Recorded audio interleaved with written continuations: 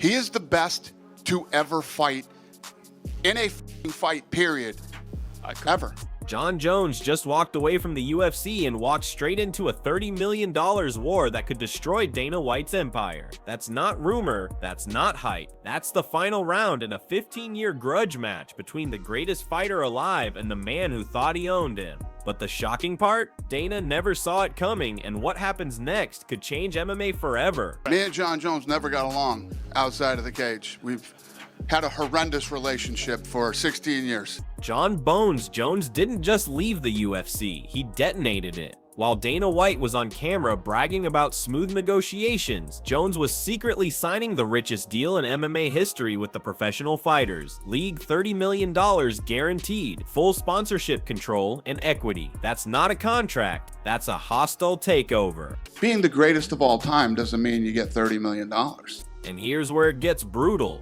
This wasn't just about money, it was about revenge. Remember 2020? Dana White stood on stage, mocking Jones for asking Deontay Wilder money. He called it insane. Jones fired back, "Don't be a liar." He dared Dana to release the emails. Dana didn't.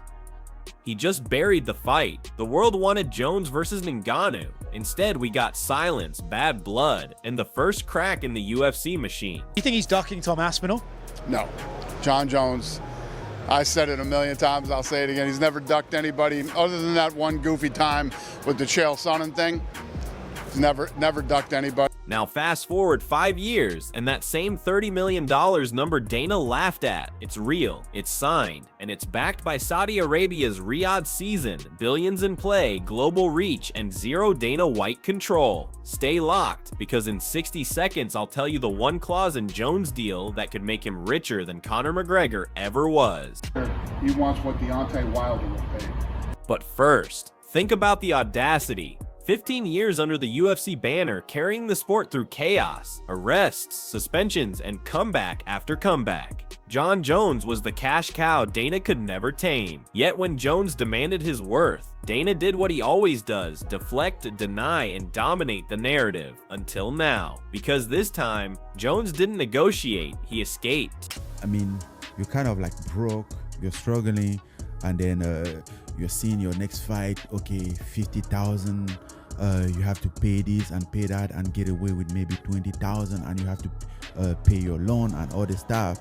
Inside sources confirmed Dana White was completely blindsided. The UFC heavyweight division was frozen, the Tom Aspinall unification fight shelved, and out of nowhere, Jones retires. Except it wasn't retirement, it was infiltration. Behind closed doors, Jones and his team were finalizing the deal that would rewrite fighter pay forever.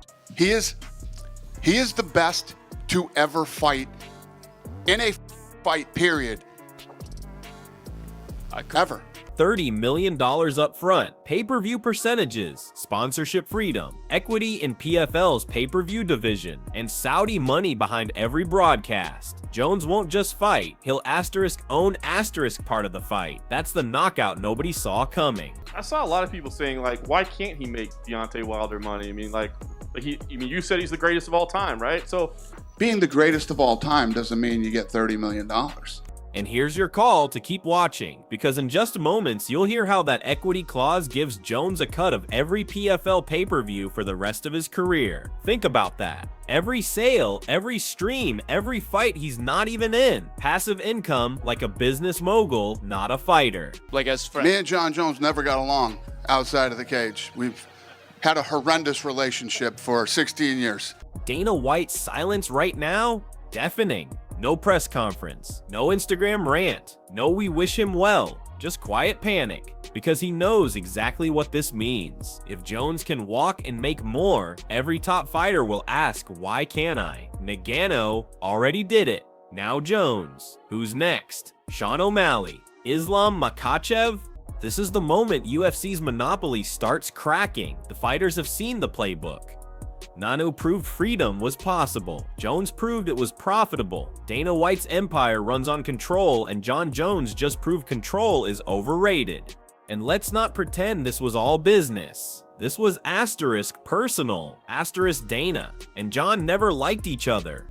16 years of conflict. Dana publicly trashed him after every controversy. every arrest. But he never cut him because Jon Jones was his meal ticket. Now that ticket's been cashed somewhere else, and Dana can't do a damn thing about it. But don't blink, because the next reveal might be the biggest of all. Reports are surfacing that Jones' PFL debut could headline Netflix's first ever live MMA event during Riyadh season. That's right, before UFC even lands a Netflix deal, Jones might beat them to it. Imagine the optics, Dana's old star, fighting in a Saudi palace, broadcast worldwide with Netflix branding splashed across the cage. Dana can't buy enough damage control to stop that.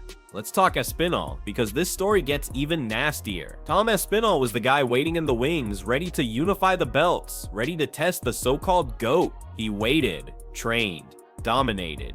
But Jon Jones never showed. A year of silence, then retirement. Espinal called it, "I'll retire Jon Jones without even fighting him." Guess what? He was right. Now the fans are split, half calling Jones a genius, half calling him a coward. Did he dodge Aspinall, or did he outsmart the system? Statistically, Aspinall is the most dangerous heavyweight alive. 15 fights, 15 finishes, most before round 2.